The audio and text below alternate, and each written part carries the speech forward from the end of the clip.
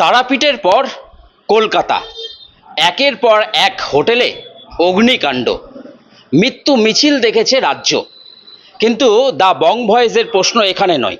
আমাদের প্রশ্ন যে এই ঘটনাগুলি ঘটে যাওয়ার পরও মালদার যে সমস্ত হোটেলগুলি রয়েছে সেই হোটেলগুলিতে কি চিত্রটা, অর্থাৎ অগ্নি নির্বাপন ব্যবস্থা কি রয়েছে, সেই চিত্রটা কি এতটুকু বদলেছে?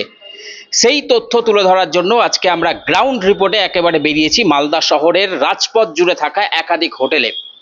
হোটেল ব্যবসায়ী সংগঠনের দাবি যে মালদা শহরের বুকে গড়ে ওঠা একাধিক হোটেলের অগ্নি নির্বাপন ব্যবস্থা থাকলেও একাধিক যে নার্সিংহোম রয়েছে সেই নার্সিংহোমগুলির পাশেই গজিয়ে উঠেছে একাধিক বাড়ি, এবং সেই বাড়িগুলি আস্তে আস্তে রূপান্তরিত হচ্ছে আবাসিক লজে, এবং এই লজগুলিতেই কিন্তু ভাড়া দেওয়া হচ্ছে রোগীর আত্মীয়দের।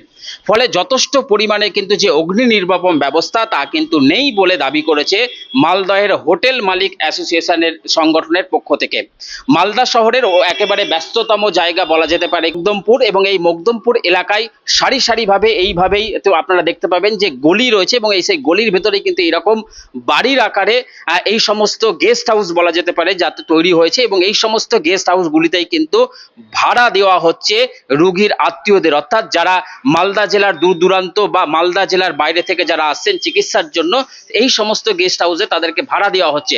কিন্তু এই সমস্ত গেস্ট হাউসে কিন্তু পর্যাপ্ত পরিমাণ আগুন নেভানোর যে ব্যবস্থা তা কিন্তু নেই বললেই চলা যেতে পারে। আপনার 2012 অক্টোবর বোধহয় সম্ভবত।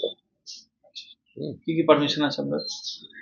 পলিউশনের আছে, তারপর পলিউশনের ছিল, এখন আর দিচ্ছে না পলিউশন, যেহেতু কম ঘর আমার, ওখান থেকেই বলেছে। আর ফায়ারের আছে, এনওসি নেওয়া আছে ফায়ারের। আর আপনার আছে সরাই লাইসেন্স আছে। এটা আপনার বাড়ি তো নাকি? আপনার বাড়িটাকে আপনি গেস্ট হাউস করেছেন তো? হ্যাঁ হ্যাঁ, না এটা আগে আমাদের বাড়ি ভিতরে, এটা আমার ভ্যাকেন্ট ল্যান্ড ছিল। এটাকে পরবর্তীকালে বিল্ডিংটাকে মানে টিনের বাড়ি ছিল, ওটাকে ভেঙে নতুন করে বিল্ডিং করা হয়েছে। আচ্ছা, সরাই রেজিস্ট্রেশন নেই। কেন নেই? এটা আমার জানা নেই, এটা সরাই রেজিস্ট্রেশন করতে হয় কি এটা আমার জানা নেই। আমাদের কাছে এটাও খবর রয়েছে, আমরা জানতে পেরেছি যে অনেক জায়গায় অনেক বাড়িতে তারা গেস্টদেরকে রাখছে।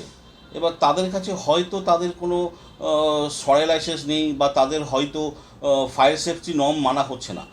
নতুন সরকারের কাছে আমাদের আবেদন থাকবে যে আপনাদের মাধ্যমে এটা আমরা জানাতে চাইছি যে যে সমস্ত বাড়িতে মেসের মতো করে হোটেল গজিয়ে উঠেছে এবং ডেলি হিসাবে তাদেরকে গেস্ট দিচ্ছে তারা, তো সেই জায়গায় যেন পূর্ণাঙ্গ একটা তদন্ত করা হোক, যাতে তারা তাদের সমস্ত কিছু ফায়ার সেফটি নর্ম মানছে কিনা বা তাদের সরাই লাইসেন্স রয়েছে কিনা সেই ব্যাপারে একটা তদন্ত করে বিচার করা হোক।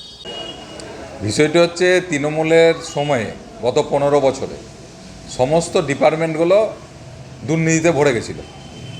এখানেও বিভিন্ন হোটেল আবাসন অনেকেই দেখা যাবে যে প্রপার ক্রাইটেরিয়া যা মেনটেন করতে বলা হয়েছে সেইটা নাই, তারপরেও তাদের উপরে সার্টিফিকেট ইস্যু হয়েছে। তো সেইগুলো দেখার বিষয় আছে, এবং যেগুলো প্রপার গাইডলাইন আছে এক্সপ্লোসিভের ক্ষেত্রে বা ফায়ারের ক্ষেত্রে, সেগুলো তো মান্যতা দিয়ে চলতে হবে। সেগুলোকে মান্যতা দিয়ে বেশিরভাগই চলে না, আন্ডার টেবিল হয়ে সমস্ত লাইসেন্স হয়ে যায়, পৌরসভাও পারমিশন দিয়ে দেয়। স্বাভাবিকভাবে যে কোনো সময় দুর্ঘটনা ঘটতেই পারে, আর এইসব দুর্ঘটনা ঘটলে তখন দায়টা নিবে কে? সাধারণ মানুষ ক্ষতিগ্রস্ত হবে। এই ঘটনাতে ঘটে আসছে।